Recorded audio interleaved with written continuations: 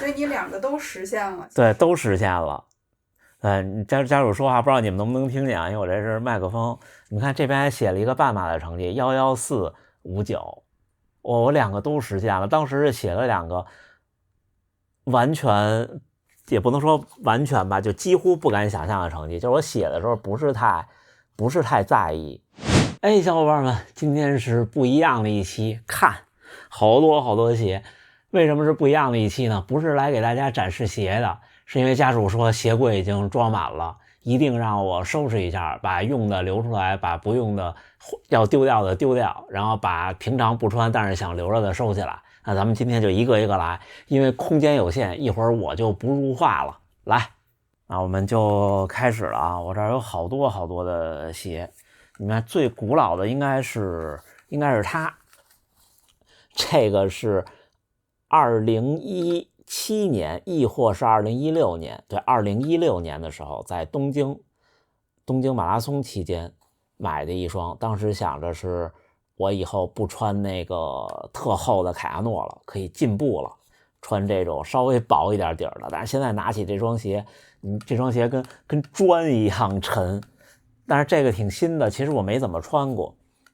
想想看，要不然丢掉，要不然给它很便宜的卖掉。这双鞋是不扔，但是呢完全不穿了。之后我们看看扔的鞋啊，首先这个应该是要丢掉了，这个太旧了，你们看，这个肯定应该是要丢掉了。这鞋带都不知道怎么着蹭得很脏，鞋底也这样了。这个鞋是跑过步的，我不知道大家有没有印象，我有一段时间在北京，是一个秋天还是一个夏天，我忘了。就是我有一段时间，我说我脚疼，就是足弓那块可能受伤了，但是我每天还跑步，那时候有穿它，这个稍微温和一些。这个穿着跑过大概500-600公里、600-700公里的样子吧，后来就一直走路穿。这双鞋走路穿的把后边这儿都给踩塌了，这就丢掉了。我们放这边。这是个惊叹 Fly， 我那个时候还是，你们看这鞋底儿还有碳板，还有这个字样的。这个我穿的次数不多，对，这个就收起来了，或者给他送人怎么样的。鞋这东西就是麻烦，因为它有号。这应该是要丢掉的鞋了。看，这是一双2代的 Vaporfly， 这2代 Vaporfly 我有好多，这已经磨成这样了，这差不多有1500-600公里了。这双，因为那个时候北京，我发现在网上买那个2代的 Vaporfly 就正经的会员啊，2级市场有时候经常能有798或者758这样的价格，我一有这价格我就囤一双。这已经都跑成这样了，这就丢掉了。哎，你们看这双鞋，这是什么？这是一双 Zoom Fly， 最早那个 Zoom Fly。这双鞋我买小了，但是呢家属可以穿，但是他穿这种鞋又觉得不行，能力没到。但是这个肯定是不扔的，这考虑给它出掉或者收起来，也是这边。这双鞋，来，这双鞋一定要给大家看看。看这我写了一个什么？手写了一个23959。现在终于成功了。这是哪双鞋呢？这个是无锡马拉松之前，我们去无锡前那一周，在国贸的那个滔博买的。因为那时候我没有新鞋了，突然反应过来我要去比赛了，没有一双那个400-500公里以内的鞋了，原价买的。第1代的 Vaporfly Next 原价买的鞋，然后第一场比赛就是无锡马拉松，然后之后那场副中心也是它，再之后我记得还有一次北马，对，2022年的北马都是它。这双鞋我是只比赛穿，不训练穿的，就比完赛以后，比完最后一次北马我开始穿它训练，也不行了，也基本上其实 Vaporfly 1代不耐磨的，我其实挺省鞋的，你们看，因为那时候还没有现在精英。但是这个应该是丢掉了。你内置上写的是半马的成绩。对，家属还说，所以你两个都实现了。对，都实现了。家属说话不知道你们能不能听见啊？因为我这是麦克风。你看这边还写了一个半马的成绩11459，我两个都实现了。当时是写了两个，完全也不能说完全吧，就几乎不敢想象的成绩。就是我写的时候不是太在意，我都忘了是什么时候写的了，但是都实现了。当时想的是这个还有机会，这11459当时真是瞎写的，因为那时候我的半马是1小时17分13，好像是。哦，终于从来没想过能跑进75分钟，可以。一会儿拍个照。一会儿拍个照，对。看2双6.0 Pro， 为什么是2双呢？就是我不回避，我被公关了一双，因为有一双我买来以后就嘎吱嘎吱响嘛，就里边有问题。然后后来人家说那他也没，因为我在海外嘛，他也没说那个寄回，就又给我寄了一双倒没有出问题。这双这是后来寄那一双，对，因为这双相对旧一些。这个是跑了2024年的神户马拉松，当时在它和惊叹里边2选1。这双鞋其实挺好的，现在穿也挺好的，所以这个应该是留着的。这双是好的，你看我还给它换了个鞋带，换了一个 Vaporfly 的鞋带，这样不开。特步原装的这个鞋带我觉得不好，所以这双是坏掉的，这双是平常穿的。那平常穿的我们就还留在这儿，坏掉的这个咱们丢掉了就。还有一双这也丢掉了，这是我特别早之前的一次双11，可能是2016年的双11。然后那时候双11真的打折，是不是那种就是现在这么多活动？这双鞋当时卖好像298还是398，我记不清了，是 Nike 的 Free， 就是不穿袜子穿的那种。这我是夏天走路穿，但是太旧了，已经快10年了，直接丢掉。这一段啊，这个绿茶枸杞中桥的飞影 PB， 大概是22年，对，22年的春夏之交的时候，这是商丹的鞋，但是确实穿的太旧了。这个，但是其实你说这种鞋啊，你说我穿上它慢跑行吗？也行，但是就是提不起兴趣穿了，鞋一旧，我觉得可以考虑丢掉它。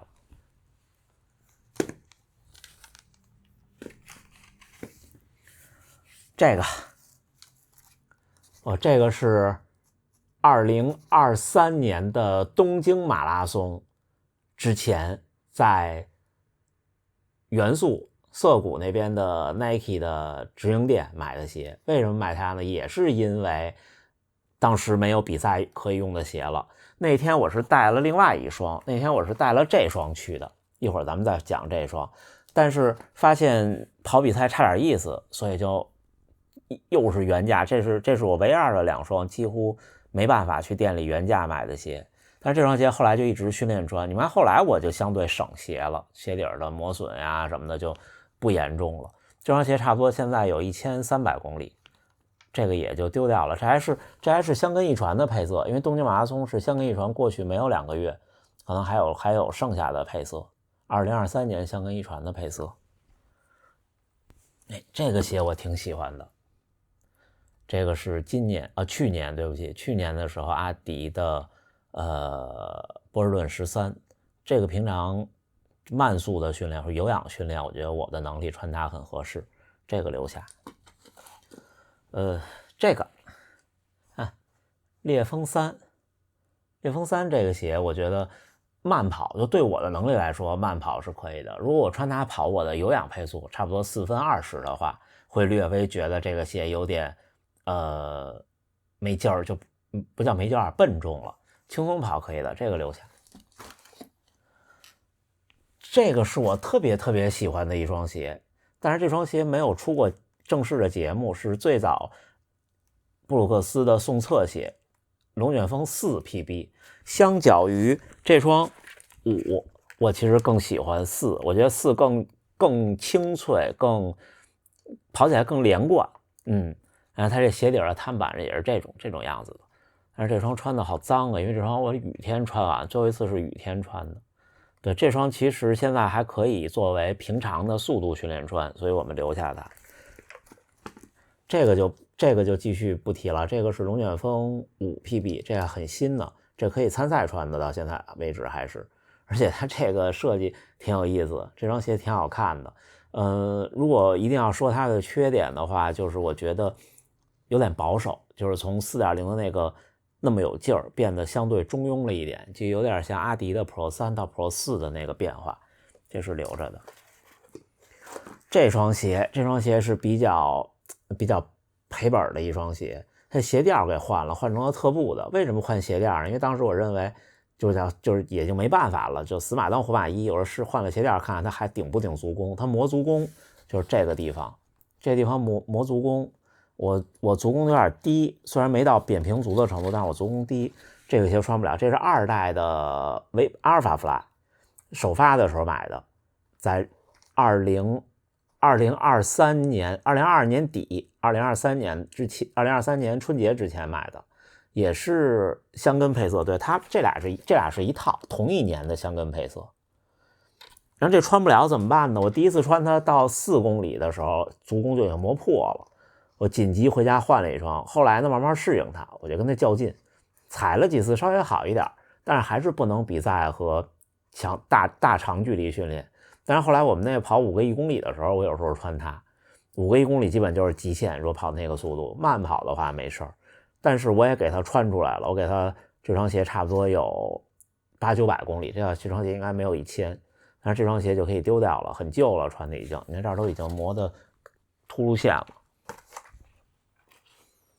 然后这边这个是索康尼的一个，这是胜利20几吗？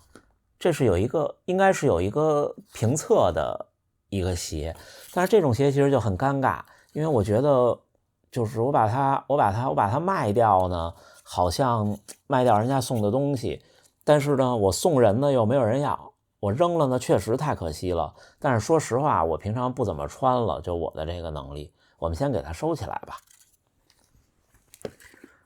像刚才咱们收起来这些鞋，除了这个1代的 Zoom Fly 或者1代的 Zoom Fly， 除了这1代的 Zoom Fly 以外，其他的都不是它不好，是确实跟我不太，就我跟它已经不太搭了。好吧，看看唯一的一双3代的 Vaporfly， 这双鞋是2023年的波士顿马拉松，在波士顿 Nike 的店里买的。当时穿上去觉得特别好，因为轻，3代的 Vaporfly 一下变轻了，好，就至少感觉上变轻了。而且那个时候，这好多一众的国产跑鞋还没有这么有劲儿，他一下觉得是一双特有劲儿的鞋，穿了好长时间。但是我很遗憾，从来没有穿它参过赛，因为波士顿回来没有比赛，之后就是年底的比赛，那时候就已经拿到了特步的 6.0 10X 6.0 Pro 和惊叹，然后再往后就是惊叹3，再往后呢，感觉它就已经跟不上这个时代了。现在我看这双鞋穿的人越来越少了，而且这双鞋后来我就一直穿它正常训练，现在有的时候也穿，也差不多了。你看这双鞋也差不多了，可能没有1000也有800公里了。这双鞋我觉得可以，假如说丢掉，可以丢掉了。哎呀，这个鞋，这是飞影 PB， 这是几点零呢？我都不记得了。这个鞋挺有劲儿的，但是飞影系列，我认为它有一个缺点，就中桥系列鞋，我认为有一个也不叫缺点，就是我不适应的点。我们可以结合这个一起说。这是一双 Plaid 2.0， 这双是中桥的朋友让我体验的，不是买的。这双鞋穿的次数不多，这是一双好鞋。2025年的大阪马拉松，贾人家来，他穿的就是这一款，应该就可能不是同一个配色。我觉得中桥的鞋对我来说有一个问题是什么呢？是它就像我上周末直播的时候说一样，就是它给我的这个推进力是这样的，就是这样的相对少一些，就我的感觉，包括这双更明显，这双感觉穿上去跟穿弹簧似的，就跟踩高跷似的，就跟踩有弹簧的高跷似的。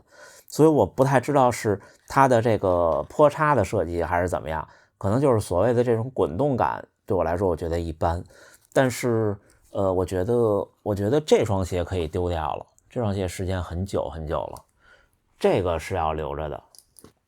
然后呢就是它这双鞋有意思，看这双鞋到现在我还是印的是一个没有实现的成绩，这是那个时候 Nike 中国的官网那个 Nike by You 定制，我定制的是这个 Flyknit 这个面，那时候这个面的鞋后来就不生产了，这跟后来这个是不一样的，这是 Nike 最早的这织物的面，就有点厚有点硬有点笨重，重量也大，也不是很透气。这双鞋很新，因为不太舍得穿，当时不舍得穿，现在觉得又觉得它不够好了，所以可以最近穿一穿它吧。这印了一个23459，我觉得难了，我觉得236我可能有机会，234不知道吧，我其实甚至都不知道23459对应多少配速。但是这个留着的鞋还有几双呢？我们先说要丢掉的吧。来，这是我的第二双惊叹，这还不是 Turbo， 这就是惊叹。惊叹第首发是那个橙色的，第二双就是这个，这好旧了，这差不多有1600公里了，看。但是后来这个好多国产跑鞋这个底儿都太耐磨了，比方说你看这刚才正拿的这个中桥这飞影也是，这跟没穿似的，就是感觉泡棉都踩塌了，但是都跟没穿一样，这就直接丢掉了，这都泛黄了。这个是特步的2000公里，对吧？对，特步的2000公里。我前年大阪马拉松之后，2024年大阪马拉松之后，颈后韧带的那儿出问题以后，就一直穿它慢跑。这个慢跑还可以，这个慢跑我觉得比烈风对我来说呢，可能更轻便一点，但是呢，它的缓震和回弹没有烈风好，就比较中庸，就是一个纯慢跑的鞋。如果一定要穿它走路呢，也行，但是它其实底下是有板的，应该是尼龙板，我估计可能是，这是有一年春节的一个特步的小礼盒里边的一双，应该是，这个就收起来了。还有哪个没说到？对，他俩，你看，这个是标破精英和翼爪2025年出的版本。翼爪这个我不喜欢，这个太沉了，但是我穿它跑过一次30公里，我觉得这个它给的推进力和回弹力赶不上它的材料，这双鞋我评价不高。这个标破精英我的评价很高，这双鞋穿起来就有点像它这个龙卷风4 PB， 这双鞋我评价很高，这双鞋穿上去跑步很舒服，很清脆，很连贯。还有没说的？对，还有它，这个是Metaspeed Edge Paris 那个版本，就是上一代。这个鞋可能唯二的好处就是挺轻的，然后鞋面还算舒服，但是它放到现在来看真的不行了，特别的没劲儿，就是不仅仅是泡棉，你们看它是双踏板鞋啊，你看我就很轻松的就可以把它弯了，来这个角度能看清。而大多数踏板鞋，比方说你们看，比方说这个6.0 Pro，看，根本就撅不动。咱们看看龙卷风4 PB， 这也弯不动。